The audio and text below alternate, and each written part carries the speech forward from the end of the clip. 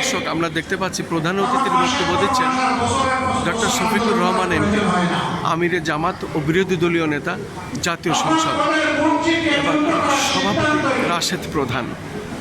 বিশেষ করে আজকে ৪৬তম প্রতিষ্ঠা বার্ষিকীর বিপ্লবী শপথ বাস্তবায়ন করব জানাই এবং জুলাই সনদ এই বিষয় নিয়ে জাগপা জাতীয় গণতান্ত্রিক পার্টি এবং সেখানে বক্তব্য দিচ্ছেন ডক্টর শফিকুর রহমান। আমরা আপনাদেরকে কথা দিচ্ছি, প্রিয় বাংলাদেশী, রক্তমূল্য, জীবন মূল্য, জেল মূল্য, যত মূল্য দিতে হয় বেশিরভাগকে আমরা ফিরে আসতে দিব না ইনশাআল্লাহ। এবং এই লড়াই কোনো দলের জন্য নয়, গোষ্ঠীর জন্য নয়, ব্যক্তির জন্য। মহৎ জায়গায় থাকবে আর শুধু বোতল পরিবর্তন করা হবে, এটা আমরা চাই। আমাদের এই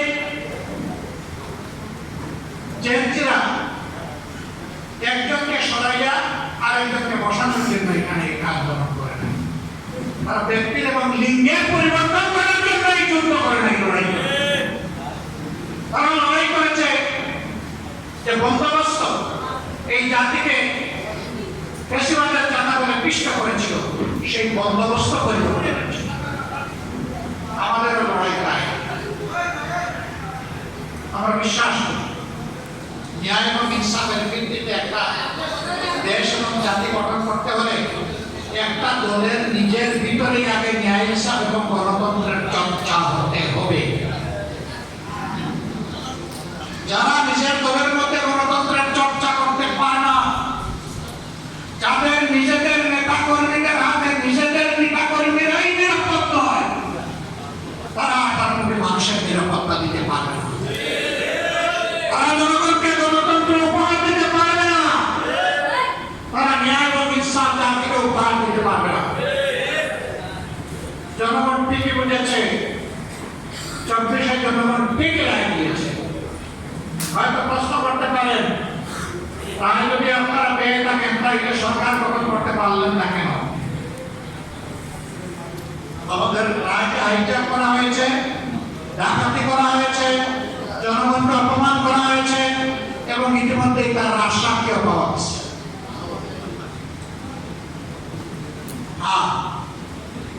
বারবার আসে দান নিয়ে চলে যেতে, কিন্তু কপাল যখন মন্দ তখন কিন্তু জালে বেড়ে যায়। তুমি একবার জনগণের দান দিয়েছো, আবার যাওয়ার চিন্তা করো না। এবার আসলে ঠিকই তোমার লেজ, ঠিকই তোমার পা, ঠিকই তোমার ডানা অবশ করে দেওয়া। বলবে যে আপনাদেরকে জনগণ ভোট দিয়েছে, তার প্রমাণ কি? সত্যের ভাগ জনগণ হার পক্ষে ভোট দিয়েছে, এটাই তার প্রমাণ। আমরা হার পক্ষে ছিলাম, আমরা হার পক্ষে আছি।